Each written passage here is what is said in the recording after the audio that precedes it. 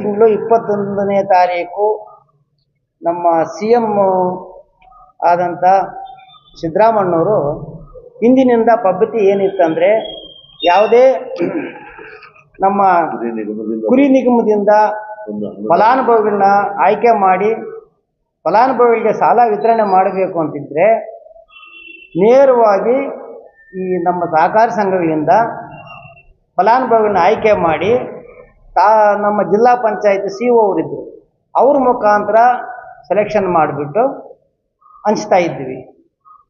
ಹೊಸದಾಗಿ ಏನು ಮಾಡಿದ್ದಾರೆ ಅಂದರೆ, ನಮ್ಮ ಸಂಘಗಳಿಗೂ ಸಂಬಂಧ ಇಲ್ಲ, ವೆಟನರಿ ಇದು ನಮ್ಮ ಕುರಿ ಸಂಘ ಕುರಿ ಅಭಿವೃದ್ಧಿ ನಿಗಮದ ಅಸಿಸ್ಟೆಂಟ್ ಡೈರೆಕ್ಟರ್ ಅವ್ರಿಗೂ ಇಲ್ಲದೆ ಬರೀ ನಮ್ಮ ಆಯಾ ತಾಲೂಕಿನ ಶಾಸಕರಿಗೆ ಪವರ್ ಕೊಟ್ಟು ಅವರು ಸೆಲೆಕ್ಷನ್ ಮಾಡಿದ್ದವರಿಗೆ ಈ ಬೆನಿಫಿಟ್ಸ್ ಹೋಗಬೇಕು ಅಂತ ಆರ್ಡರ್ ಮಾಡಿದ್ದಾರೆ. ಈ ನಮ್ಮ ರಾಜ್ಯದಲ್ಲಿ ಸುಮಾರು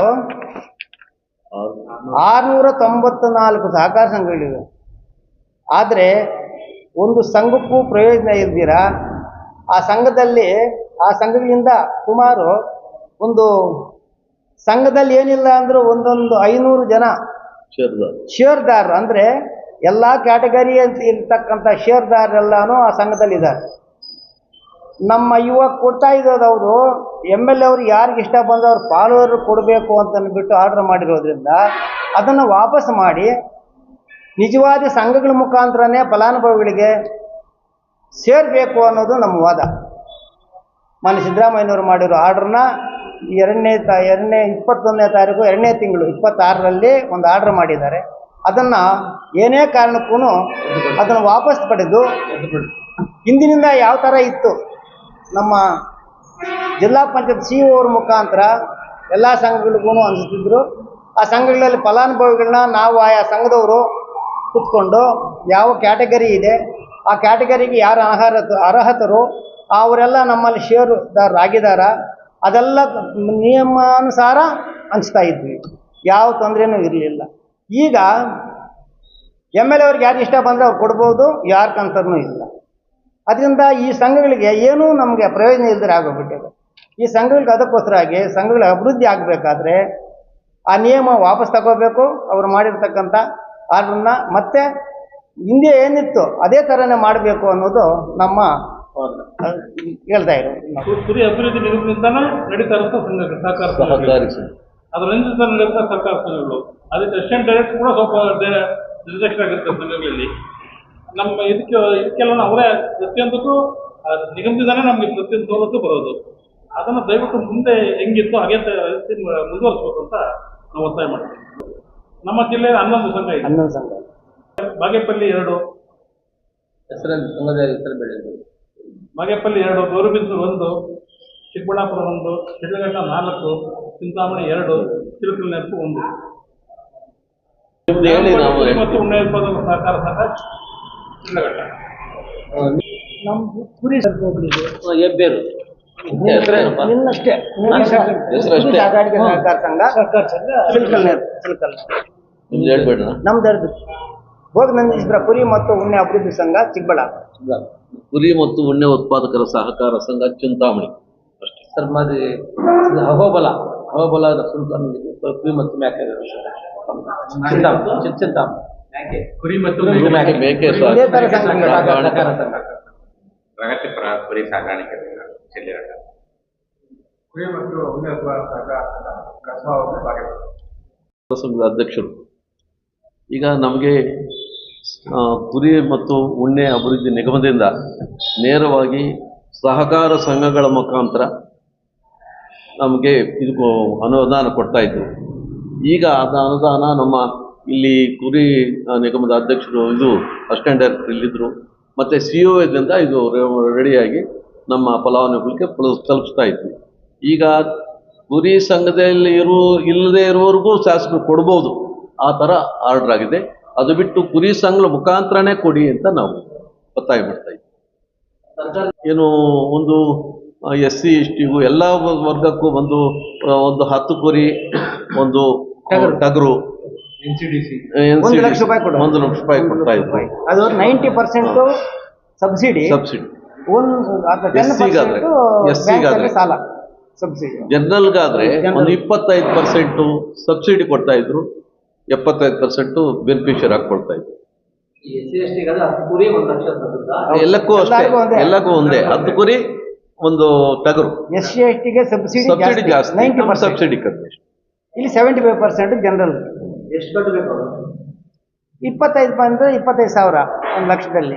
ಅವರು 10,000 ಕಟ್ಟೋದು ಬ್ಯಾಂಕ್ ಅಷ್ಟೇ. SC ST ಅಷ್ಟೇ. ₹1,00,000 ಅವರಿಗೆ ನೇರವಾಗಿ ಅವ್ರ ಅಕೌಂಟ್ಗೆ ಹಾಕ್ತಾರೆ. ಅವ್ರು ಕುರಿ ತಗೊಂಡು ಮನೇಲಿ ಕಟ್ಕೊಡ್ಬೇಕು. ಈ ಕಂಪ್ನಿಯಲ್ಲಿ ಒಂದಿನ ಇದ್ದ ಕಂಪ್ನಿನಲ್ಲಿ ನನ್ನ ರಾಜ್ಯದ ನಿರ್ದೇಶಕ ಒಬ್ಬರು, CEO ಅವರೊಬ್ಬರು, ನಮ್ಮ ಅಸಿಸ್ಟೆಂಟ್ ಡೈರೆಕ್ಟರ್ ಕುರಿದು, ಇವು ಮೂರೇ ನಾವು ಅಲ್ಲಿ ಕಂಪ್ನಿ ಇದ್ದಿದ್ದು. ಎಲ್ಲ ಸಂಘಗಳಿಂದ ಬಂದಂಥ ಮಾಹಿತಿ ಎತ್ಕೊಂಡು ಹೋಗಿ ಅಲ್ಲಿ ಮುಂದಿಟ್ಟರೆ ಅವರು ಓಕೆ ಮಾಡ್ಕೊಡೋರು. ಎಲ್ಲ ಕ್ಯಾಟಗರಿ ವೈಸ್ ಕೊಡ್ತಾ ಇದ್ವಿ, ಒಂದು ಕೂಡ ಮಿಸ್ಟೇಕ್ ಇರ್ತಿಲ್ಲ. ಕ್ಯಾಟಗರಿ ವೈಸ್ನ ಅವ್ರು ಕೊಡ್ತಾ ಇದ್ದಿದ್ದು, ಆ ಥರ ಮಾಡ್ತಾ ಇದ್ವಿ. ಅದನ್ನು ಇವಾಗ ತೆಗೆದು ಸಾಲ ವಿತರಣೆ ವರ್ಷಕ್ಕೆ ಕೊಡ್ತಾರಾ? ವರ್ಷಕ್ಕೊಂದ್ಸಲ ಸ್ಕೀಮ್ ಸ್ಕೀಮ್ ಬಂದಾಗ ಸರ್ಕಾರ ಬಿಡುಗಡೆ ಮಾಡಿದಾಗ ಬರ್ತಾ ಇರುತ್ತೆ. ಸ್ಕೀಮ್ ಬಿಡುಗಡೆ ಮಾಡಿದಾಗ ಒಂದು ವೇಳೆ ಕುರಿ ಬಿಟ್ಟರೆ ಎಷ್ಟು ಕೊಡ್ತೀವಿ? 5,000. ಅದು ಬೇರೆ. 7,000 ಕೊಡ್ತಾರೆ. ಕುರಿ ಬಂದ್ರೆ 7,000 ಅದು ಕೊಡ್ತಾ ಅನುದಾನ ಇದ್ದಾರೆ. ಯೋಜನೆ ಎಲ್ಲ ಸಪ್ರೇಟ್ ಆಗ್ತಾ ಇದೆ. ಆ ಅನುಗ್ರಹದಲ್ಲಿ ಈಗ ನಮ್ಮ ಜಿಲ್ಲೆಗೆ 3.5 ಕೋಟಿ ಬರ್ಬೇಕು ಸರ್. ಅದನ್ನು ದುಡ್ಡಿಲ್ಲ ಅಂತ ನಿಲ್ಸಾಕಿದ್ದಾರೆ. ನಿಂತೋಗಿದೆ. ಬಾಕಿ ನಿಲ್ಸೋದು. ಸತ್ತಿರೋ ಕುರಿಗಳಿಗೆ ಅದು ಕೊಡ್ತಾ ಇಲ್ಲ ದುಡ್ಡು. ಯಾವ ಯೋಜನೆ? ಅನುಗ್ರಹ ಯೋಜನೆ. ಅನುಗ್ರಹ ಯೋಜನೆಯಲ್ಲಿ ಕುರಿ ಸತ್ತರೆ 5,000 ಇತ್ತು, ಮತ್ತೆ 7,000 ಮಾಡಿದ್ರು. ದೊಡ್ಡದಕ್ಕೆ, ಚಿಕ್ಕದಕ್ಕೆ 3,500 ಮಾಡಿದ್ರು. ಆ ದುಡ್ಡು ನಮ್ಗೆ ಇವಾಗ ಬರಬೇಕಾಗಿದ್ದು ದುಡ್ಡು 3.25 ಕೋಟಿ ನಮ್ಮ ಜಿಲ್ಲೆಗೆ ಬರಬೇಕು. ಎಷ್ಟು ವರ್ಷದಿಂದ? ಒಂದು ಸಿದ್ದರಾಮಯ್ಯನವ್ರು ಆದಾಗಿದ್ದು ಈಚೆ, ಅದಕ್ಕೆ ಮೊದಲು 1-2 ತಿಂಗಳು ಕೊಟ್ಟರು. ಅವ್ರು ಆದಾಗ 1.5 ವರ್ಷದಿಂದ ಈಚೆ ಬಿಜೆಪಿ ಸರ್ಕಾರ ಬಂದಾಗ ಕೆಲವು ದಿವಸ ನಿಲ್ಸಿದ್ರು, ಮತ್ತೆ ಇವರು ಕಂಟಿನ್ಯೂ ಮಾಡಲಿಲ್ಲ. ನಮ್ಮ ರೈತರೆಲ್ಲ ಸ್ವಲ್ಪ ಫೋರ್ಸ್ ಮಾಡಿದ ಮೇಲೆ ಇವರು ಕಂಟಿನ್ಯೂ ಮಾಡಿದ್ರು. ಅದು ಬಿಟ್ಟು ಇವ್ರ ಪೀರಿಯಡಲ್ಲಿ ಮಾತ್ರ ಕಂಟಿನ್ಯೂ ಮಾಡಿದ್ರು. ಈಗ ಬರ್ತಾ ಇದೆ, ಸ್ವಲ್ಪ ತಡವಾಗಿ ಬರ್ತಾ ಇದೆ, ಲೇಟ್ ಆಗ್ತಾ ಇದೆ, ಪೆಂಡಿಂಗ್ ಇರ್ತಾ ಇದೆ ಅಷ್ಟೇ.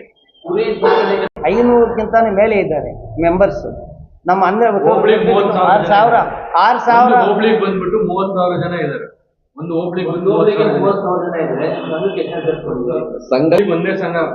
ಹೋಬಳಿಗೆ ಒಂದು ಸಂಘ, ತಾಲೂಕು ಒಂದು ಸಂಘ. ಒಬ್ಬರು ಮಾತಾಡೋದು ನೀನೇ ಹೇಳಪ್ಪ. ಹೋಬಳಿಗೆ ಒಂದೇ ಸಂಘ ಇದೆ ಸರ್. ಸರ್ಕಾರ ನಿಗದಿ ಮಾಡಿದೆ, ಕುರಿ ಭವನಿಂದ ಏನ್ ನಿಗದಿ ಮಾಡಿದೆ, ಹೋಬಳಿಗೆ ಒಂದೇ ಇರ್ಬೇಕು. ಹೋಬಳಿಗೆ ಒಂದು ಸಂಘ ಸರಿ. ಎಲ್ಲಾ ಕುರಿ ಸಾಕಣೆದಾರರು ಸದಸ್ಯರಾದ್ರೆ ಕೆಲವರು ಇದ್ದಾರೆ, ಇನ್ನು ಕೆಲವರು ಎಲ್ಲ ಇಲ್ಲ. ಸೆನ್ಸಸ್ ಪ್ರಕಾರ ಪಶು ಇಲಾಖೆಯಿಂದ ಸೆನ್ಸಸ್ ಏನ್ ಮಾಡಿದ್ದಾರೆ ಎಲ್ಲ ಅವರೇ ಕುರಿ ಸಾಕಾರದಾರ ಇದ್ದಾರೆ.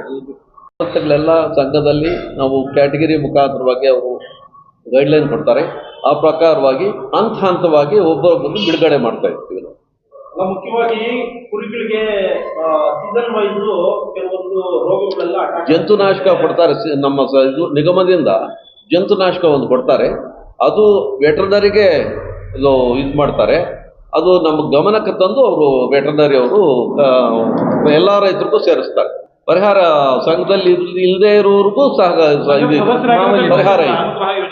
ಎಲ್ಲ ರೈತರಿಗೂ ಕುರಿ ಸಾಕಿರೋ ರೈತರಿಗೆ ಎಲ್ರಿಗೂ ಇದಿದೆ ಅನುಗ್ರಹ. ಮೆಂಬರ್ ಆಗಿರ್ಬೇಕೇ ಅಂತಿಲ್ಲ. ಅವ್ರು ಆಗದಿದ್ರು ಅವ್ರ ಮನೇಲಿ ಅವ್ರಿಗೆ ಕುರಿ ಸತ್ತೋಯ್ತು, ಇದೆ. ಅಕಸ್ಮಾತ್ ಕುರಿ ಸತ್ತೋಯ್ತು ಅಂದ್ರೆ ಅದಕ್ಕೆ ಪರಿಹಾರ ಕೊಡಕ ನಮ್ಮ ಗಮನಕ್ಕೆ ತಂದ ಮೇಲೆ ಯಾವ್ದಾದ್ರು ಕುರಿ ಸತ್ತೋಗ್ಲಿ ರೈತರದು, ನಮ್ಮ ಗಮನಕ್ಕೆ ತಂದ ತಕ್ಷಣ ನಾವು ಅಲ್ಲಿನ ವೈದ್ಯಾಧಿಕಾರಿಗಳನ್ನು ಭೇಟಿ ಮಾಡಿ ಅವ್ರಿಗೆ ಸೂಕ್ತ ಚಿಕಿತ್ಸೆ ಕೊಡೋದು ಮತ್ತೆ ಇನ್ನೋದೆಲ್ಲ ನಾವು ಸ್ವಲ್ಪ ಅವ್ರಿಗೆ ಗೈಡೆನ್ಸ್ ಕೊಡ್ತಾ ಇರ್ತೀವಿ. ಈಗ ಕುರಿ ಏನಾದರೂ ತಗೊಂಡು ಹೋದ್ರೆ ಹಾಸ್ಪಿಟಲ್ಗೆ ಅಲ್ಲಿ ಎಲ್ಲ ಫ್ರೀನೇ ಕೊಡ್ತಾರೆ ಅವರಲ್ಲಿ ಎಷ್ಟು ಸ್ಟಾಕ್ ಇದೆಯೋ ಅಷ್ಟು ಮಾತ್ರ ಕೊಡ್ತಾರೆ. ಮತ್ತೆ ಎಲ್ಲ ನಾವು ರೈತರೇ ಬರ್ಸ್ಬೇಕಾಗುತ್ತೆ.